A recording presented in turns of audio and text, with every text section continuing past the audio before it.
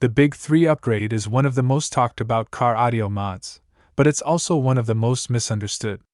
Some people think it's a magic trick that instantly gives you more bass.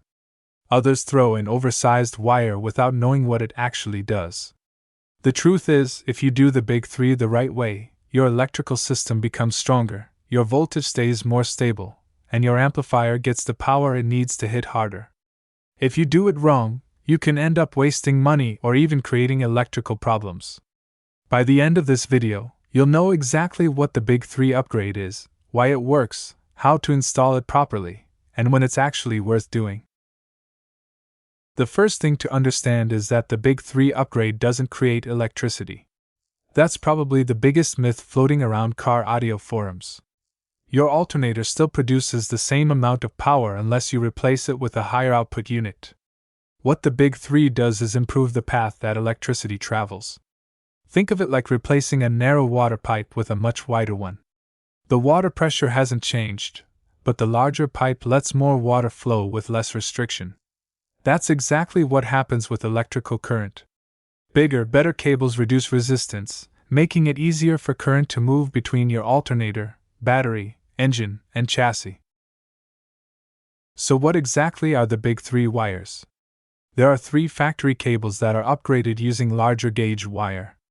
The first is the alternator positive output to the battery positive terminal.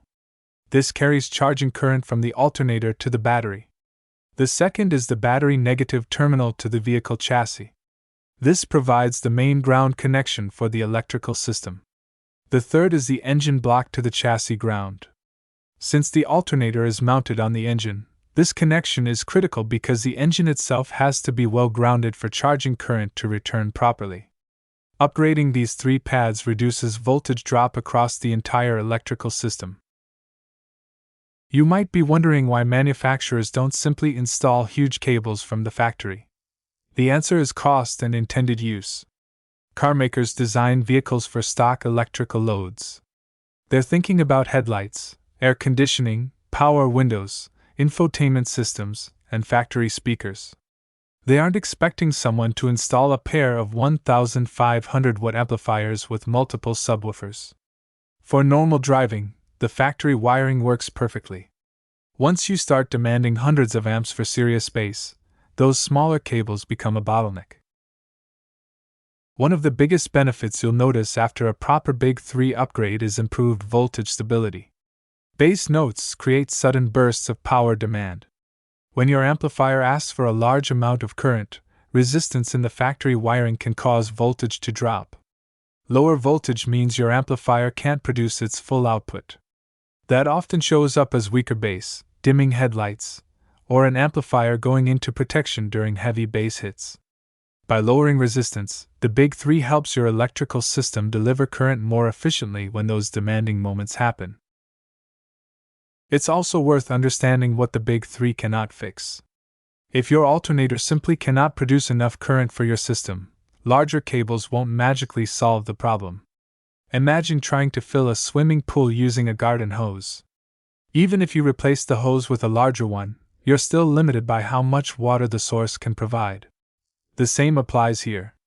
If you're running several thousand watts of amplifier power, you may eventually need a high-output alternator or additional battery capacity. The Big 3 simply removes unnecessary restrictions from the existing system. Choosing the correct wire size is another area where many beginners make mistakes.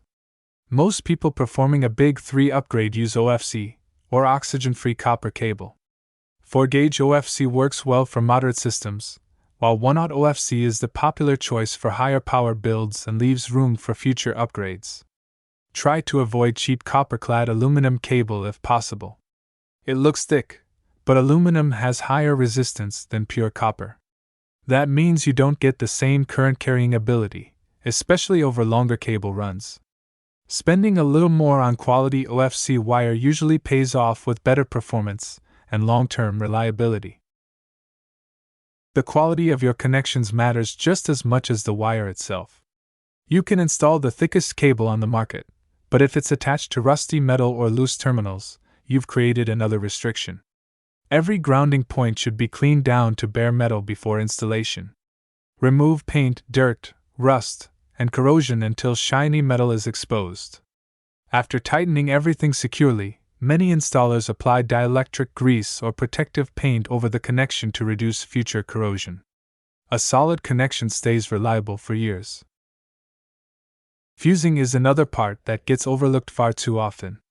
The alternator positive cable should always be protected with a fuse mounted close to the battery. This isn't there to protect your amplifier. It's there to protect the vehicle if the cable ever gets damaged or shorted.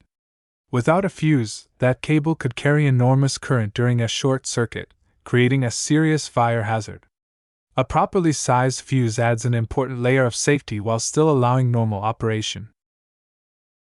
One question I hear a lot is whether you should remove the factory wires when doing the upgrade. The answer is usually no. The new cables are normally installed in parallel with the original wiring. The factory cables stay in place while the upgraded cables provide an easier path for current to flow. Removing factory wiring can sometimes interfere with sensors or factory electrical systems depending on the vehicle, so leaving them connected is generally the safest and most common approach. Installation itself isn't especially difficult if you take your time. Always disconnect the battery before working on the electrical system. Measure every cable carefully before cutting. Use quality crimp terminal size for your wire gauge, and use a proper crimping tool rather than flattening terminals with pliers or a hammer. Route cables away from moving parts, exhaust components, and sharp edges. Protect them with wire loom wherever they might rub against metal. Small details like these make the difference between a clean installation and one that causes problems months later. After everything is installed, it's smart to verify your work with a digital multimeter. Start the engine and measure battery voltage with the system idling. Then play music with heavy bass and watch how much the voltage drops. Many people notice smaller voltage dips compared to before the upgrade. Your exact results depend on your alternator, battery, amplifier size, and the condition of the rest of your electrical system, but stable voltage is exactly what you're aiming for. If you're planning future upgrades, the Big 3 is often one of the smartest first steps you can take. Even if your current system isn't pushing your electrical limits, installing quality wiring now means you're already prepared for a bigger amplifier later. It's much easier to upgrade your electrical foundation before adding thousands of watts instead of chasing voltage problems afterward. Think of it as building a stronger foundation before adding another floor to a house. There are also a few common mistakes that can completely cancel out the benefits of the upgrade. Using undersized wire defeats the whole purpose. Choosing poor quality cable increases resistance. Forgetting to clean ground points creates weak electrical connections. Skipping the fuse adds unnecessary risk. Routing cables near extreme heat or moving engine parts can damage insulation over time. Rushing through the installation usually ends up costing more time later when you have to troubleshoot strange electrical issues. Another thing many people overlook is battery health. A worn-out battery with weak internal capacity won't suddenly become new because you've installed larger cables. The same goes for an alternator that's already failing. Before blaming your amplifier or wiring for poor bass performance, make sure your charging system is healthy. A battery load test and charging system test can quickly reveal problems that no wiring upgrade will fix. Here's another tip that separates average installs from great ones. Match the size of your Big 3 wiring to the size of your amplifier power wire whenever possible.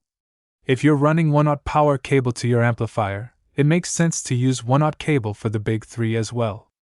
That keeps the entire electrical path consistent instead of creating a bottleneck somewhere else in the system. If you want more car audio guides, check the description below after this video. I've included additional resources that can help you plan your upgrade. If this video helped clear up the confusion around the Big 3 upgrade, give it a thumbs up so more people can find it. Subscribe for more real-world car audio tips that make a difference instead of empty myths. Then head down to the comments and tell me about your setup. Have you already done the Big 3, or are you planning your first install? If you've got questions about wire size, grounding, or your electrical system, leave them below, and I'll do my best to help.